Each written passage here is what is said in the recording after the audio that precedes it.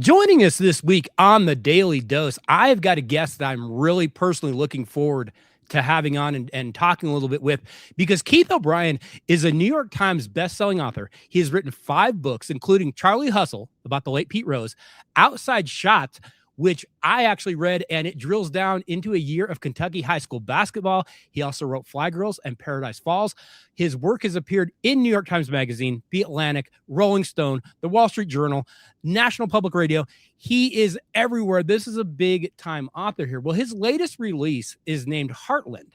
And I'm telling you from personal experience, it is a page turner because it covers basketball in Indiana, and specifically the legend himself, Larry Bird. You know, before Larry Bird became a legend, he was just a kid from a small town, French Lick. He had some issues. We're going to drill down on that just a little bit. But this book kind of shows how basketball is in Indiana. It shows the journey that Bird had to go on. And when you read the story, you're kind of like, I don't know how he made it to where he is, because it's actually unreal. But Keith O'Brien, welcome to the Daily Dose. I am genuinely happy to have you here today. Thanks so much for having me, Clint. Great to be with you. Keith, just a little background on you. Where did you grow up? Were you back in that part of the country?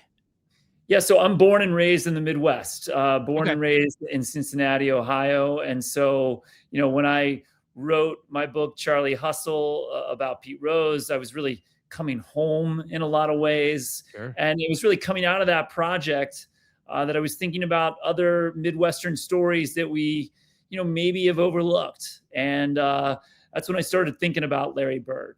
I feel like every time someone is told the Bird story, they always do the Bird magic thing, the Bird magic sing-song back and forth narrative. Because, of course, as many of you will know, Bird and Magic going to face each other in that epic NCAA championship game in March 1979. And will, of course, both go on to have iconic sports careers. So I get it as a storyteller why you would want to do it that way. But the truth is, Bird and Magic weren't friends. They barely knew each other in 1979. They'd only met once. In that one meeting, they barely spoke at all. So, they don't have a relationship. They aren't rivals. And what I really wanted to do here was sort of tilt the camera in a different way, take a different perspective, and tell the story of the rise of Larry Bird in rural Indiana and the enduring miracle of his 1979 Indiana State team, because it was a miracle. No, it absolutely was. And I'm glad that you are a Midwest guy, because you get it. People don't understand that basketball in that part of the country, Ohio, Indiana, even going into a little bit of Illinois, Pennsylvania, that kind of thing, it's like football in Texas. It's just different. 10 of the 12 largest high school gymnasiums anywhere are in Indiana. They seat more than 7,000 fans. That's in high school. That's just how things go. Now, I'm going to be totally honest. I grew up, I'm from Denver. I'm a Denver kid. I was not a Larry Bird fan. I hated Larry Bird. I hated the Boston Celtics, but I had a friend in school. His name was Andy. He was a little older. He was way wiser. And he told me once, watch what he does, not how he does it. And I grew to appreciate his game as a young kid, because I didn't like Bird. I didn't like the Celtics. They were so much better than any of my terrible Denver Rocket and Denver Nuggets teams. But I started to watch him and go, oh, I get it. He is just such a different player. But he came from some very meager roots. He had a very rough background, as you lay out in the book. French Lick had some rough parts of it, didn't it? Yeah, so my story in Heartland unfolds between 1973 and 1979. Everything after 1979 is essentially epilogue material for me. It is this crucible that forms Larry Bird. And you're 100% right. I mean, I went to French Lick. I spent a lot of time in French Lick during the reporting of this book. And, I urge anyone out there, look at where French Lick is on the map. There's no direct way to get there in 2026. There absolutely wasn't a direct way to get there in 1974 when Larry was a senior in high school. So it's a place unto itself. It was it was a poor town in the 1970s, in one of the poorest counties in the state of Indiana. So it's a place filled with troubles, and Larry, his home in particular, was representative of that. I mean, he really had a lot to overcome. Yeah, he absolutely did, and your, book lays it out. But, so many people, you already spoke to this, they know about that amazing run in '79. They know about Indiana State going to the national championship. They faced Michigan State, the whole thing. I'm not sure, and I'm a basketball guy. I don't know that I knew how his '78 season had gone until I read it in your book. You don't really hear much about that, but the '78 season, Indiana State in '79 wasn't quite as completely unknown as I guess maybe we're led to believe. In '78, they're pretty darn good too. Well, right, yeah. Well, they had Larry Bird, so Yes. Larry plays 3 seasons at Indiana State, and Indiana State in those years, was a small program. It was teetering on the brink of being banished to Division II. It wasn't playing in a conference when Larry joined the basketball team there. To your point a minute ago, Clint, I mean, there were high school basketball teams in Indiana in the '70s that drew larger crowds than Indiana State did. So, they were not on anyone's radar. And, initially, for that reason, no one pays any attention to Larry Bird. He plays his entire first year there without getting hardly any press at all. But before his second season, the '77-'78 year, there's a lightning bolt moment that happens. Sports Illustrated puts Larry Bird on the cover of its college basketball preview issue. And, for those out there who are my age, your age, Clint, we know what Sports Illustrated meant to the landscape in the '70s and '80s. It was everything. It was the sports Bible. And, that iconic cover of Larry Bird with a couple of Indiana State cheerleaders is photographed at a studio in Chicago in late October 1977. I interviewed everyone who was part of that photo shoot, including, most importantly, maybe the photographer himself, a man named Lane Stewart. And that moment really puts Larry Bird on the map. And, Indiana State is ranked in preseason polls in '77, '78, but they flame out. They start well, but they go on a bad losing streak in January and February. And in those days, there were only 32 teams in the NCAA tournament.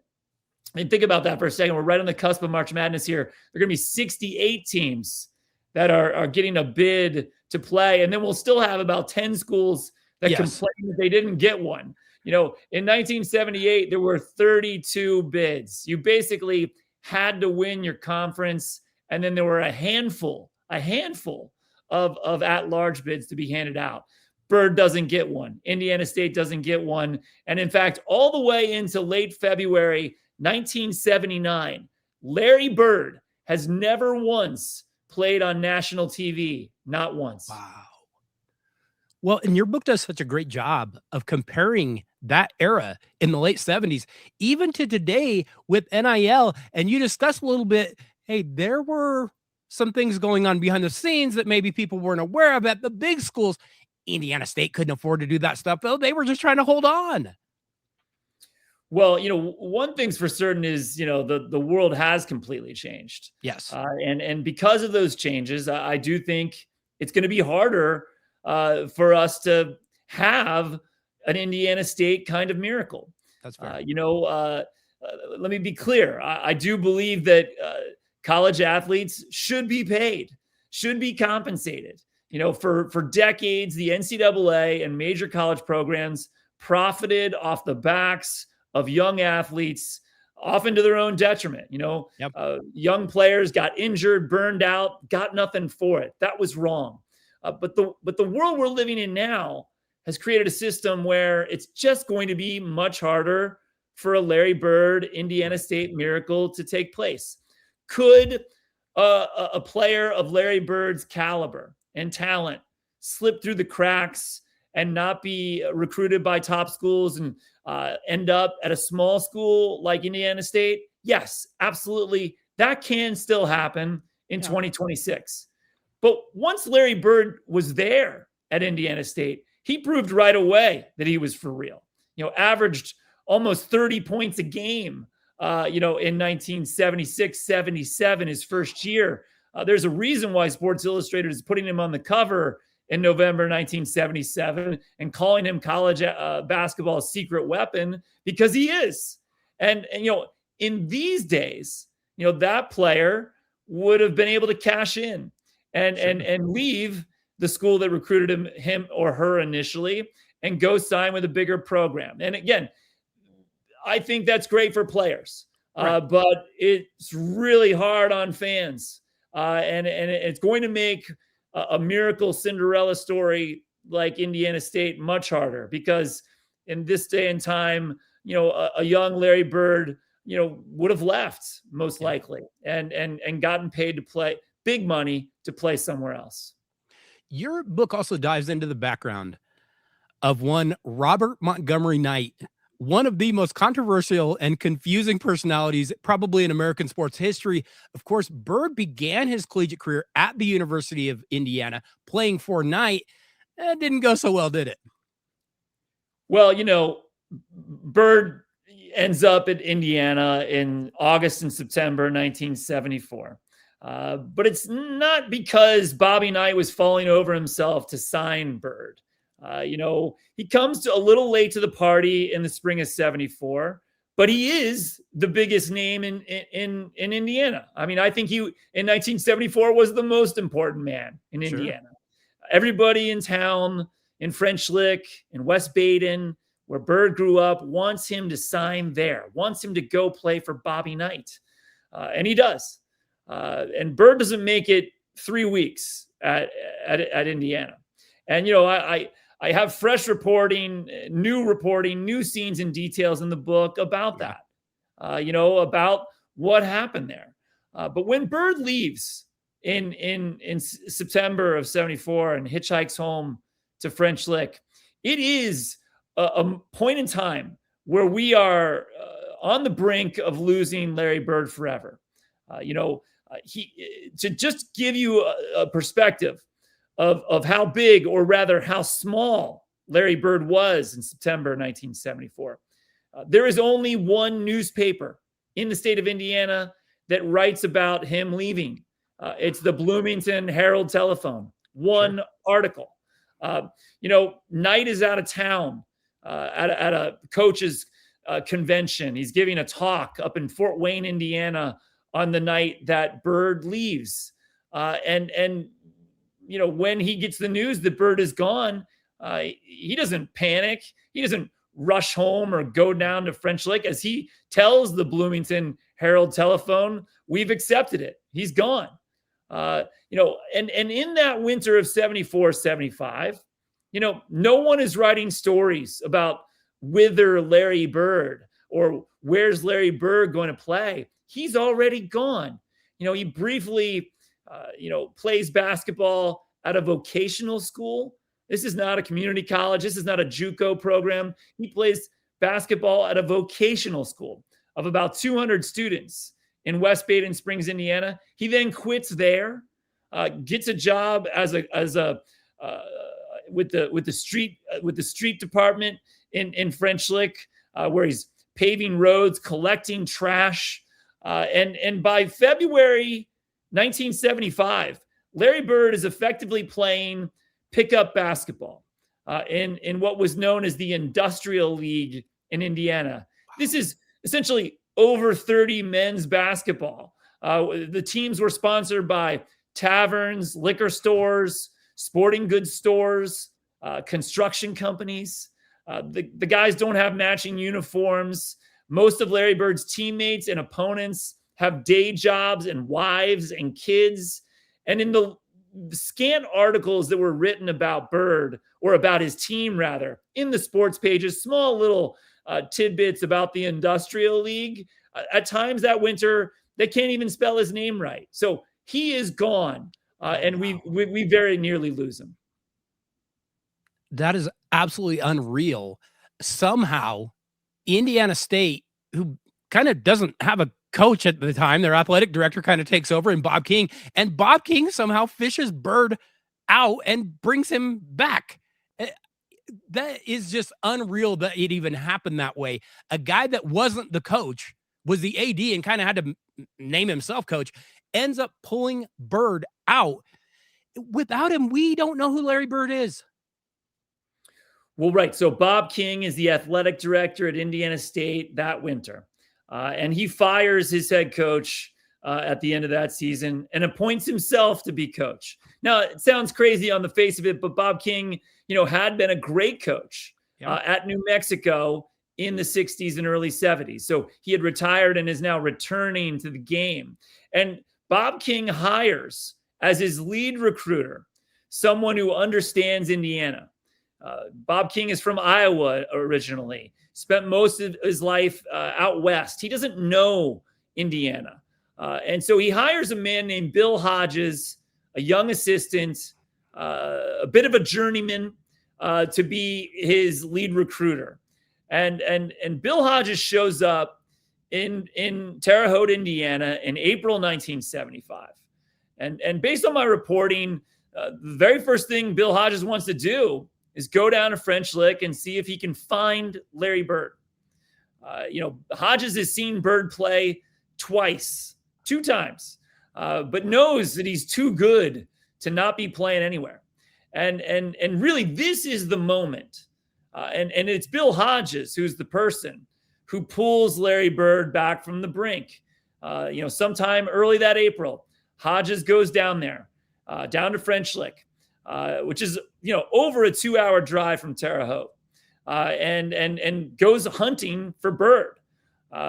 He goes to the high school. He goes to Bird's house and ultimately finds Bird outside the laundromat on State Road 56, there on the edge of West Baden and French Lick.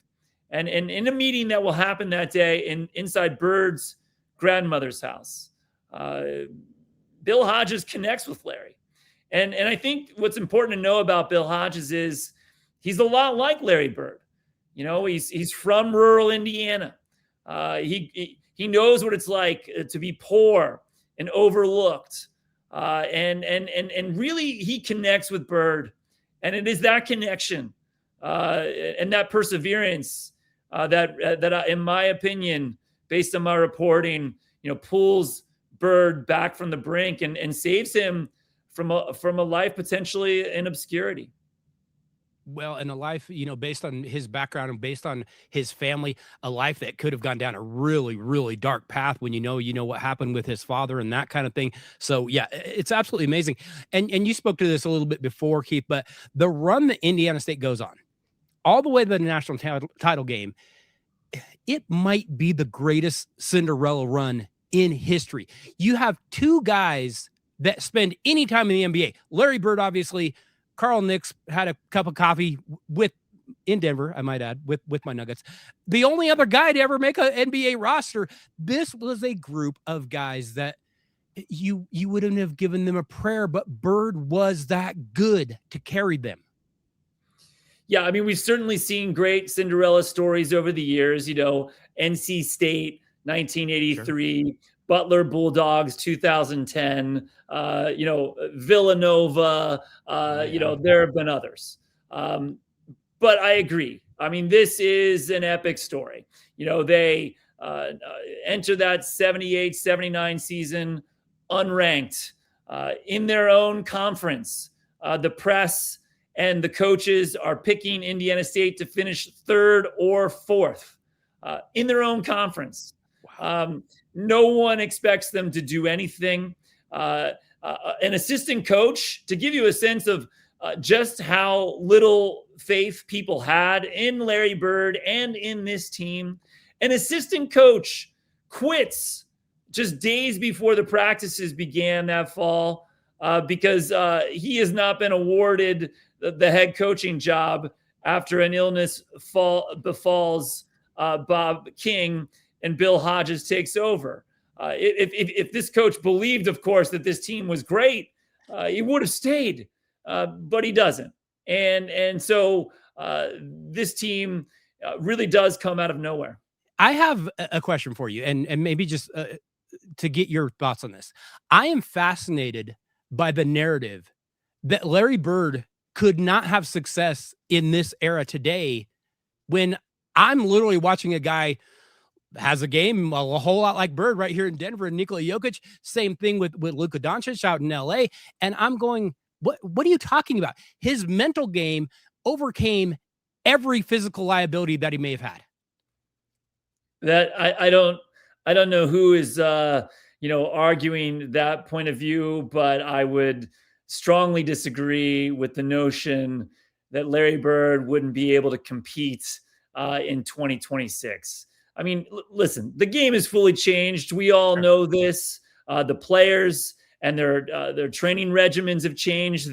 Their physiques and their bodies have changed. The ability to play into their 40s is now commonplace. It's incredible. What we're seeing with LeBron, we take it for granted. It's so common these days. Yeah.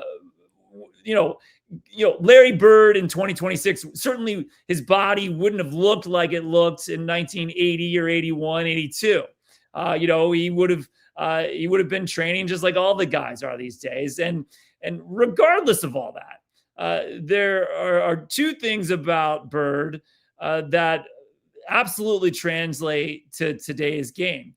The first is he's one of the greatest shooters of all time. Correct. He was shooting from the outside in an era when coaches didn't want you to shoot outside, when it wasn't encouraged to shoot from the outside. He was in a lot of ways Steph Curry before Steph Curry. So no, he would be still that incredible shooter today.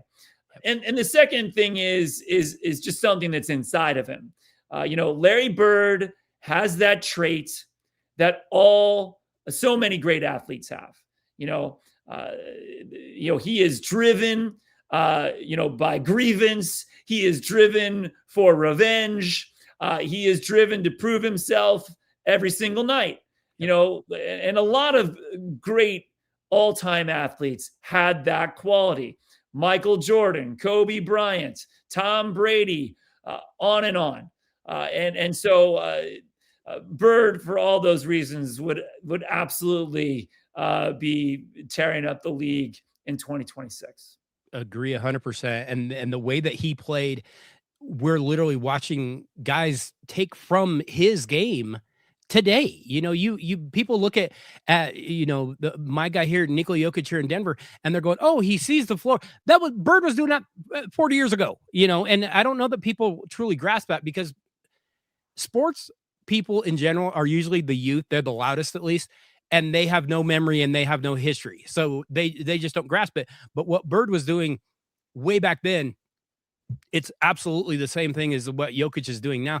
I've got to ask you, because you did go up to the national championship, the national championship game against, that's, kind of where it ends there. Was there a story or maybe something that you got from Bird that, because you did end there, that you couldn't use? Was there a story that you had that you're like, oh, I'd like to use that, but I it just doesn't fit where you went with the book?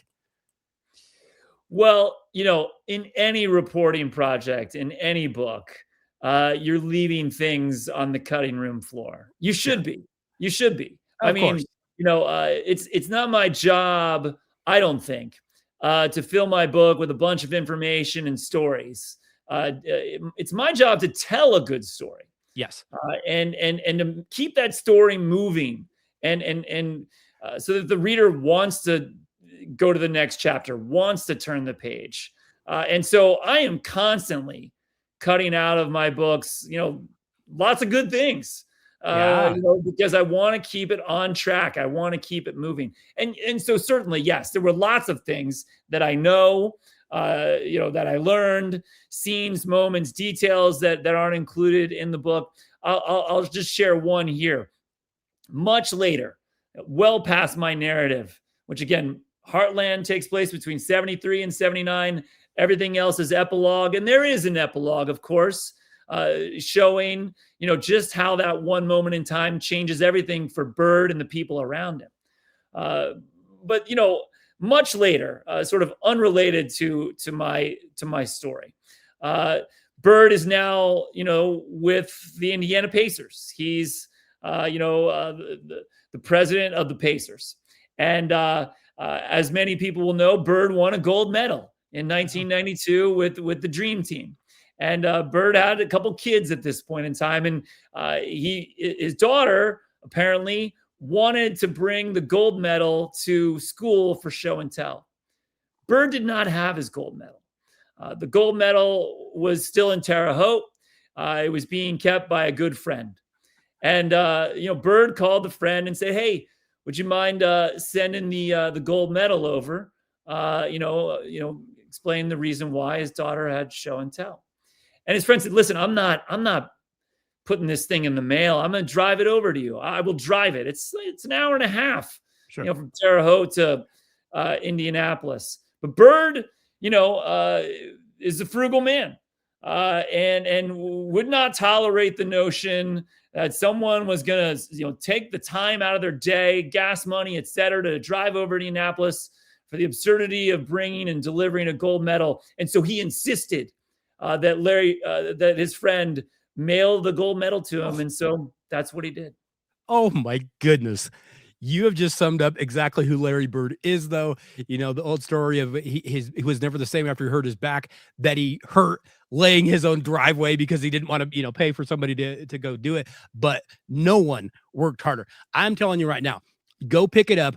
Heartland, covering Larry Bird, A Forgotten Place, An Impossible Dream, and the Miracle of Larry Bird. I'm telling you, I was telling Keith before we started recording, I was reading it, I was plowing through it. I was like, oh, I should try to finish it before we go to record. And then I was like, I'm enjoying it too much. I had to take my time and be like, no, this is a good ribeye steak. I'm not going to hurry through and jam it down my throat because it is just too good. I'm just enjoying it too much. I am telling you, just in time for March Madness, you're going to want to go pick up Heartland. Keith, is there a place that people can keep up with you? Is there a place that they can follow you, or best place to go pick this up? Just go grab it on Amazon, or what's the best place to go purchase this?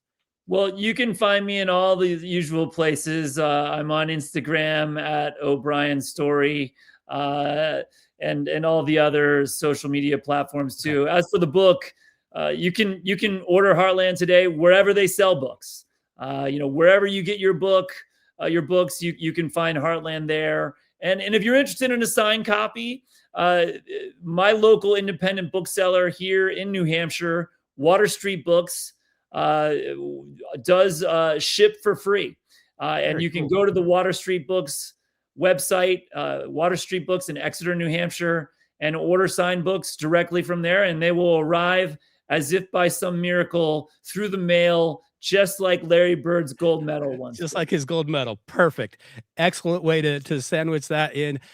Keith, I could not thank you more for your time. I've got one last question for you, and I'm going to put you on the spot, and I apologize in advance. Talking college basketball, getting into that silly season of March Madness. Who's going to do it? Who's your pick? Is there a team out there you like? I don't know. It's so hard. The one game that I was invested in recently was North Carolina's upset of Duke. That was a lot of fun. Yes. Love that rivalry. But listen, if we've learned anything about March Madness, it's that it's the team you're not thinking of that's probably going to run. No, you're exactly right. And the little old lady, there's a reason she wins the pool every year, because it doesn't make sense. It is completely insane. And if the more you know, I think the less you know when it comes time for March Madness, because it is chaos. Like I said, Heartland, go pick it up. Keith, I cannot thank you enough for stopping by the Daily Dose. Hey, if you have anything else coming out, I would be glad to have you back at any time. Really, really enjoyed our conversation, but thank you so much. We appreciate your time. Thanks so much for having me. It was my pleasure.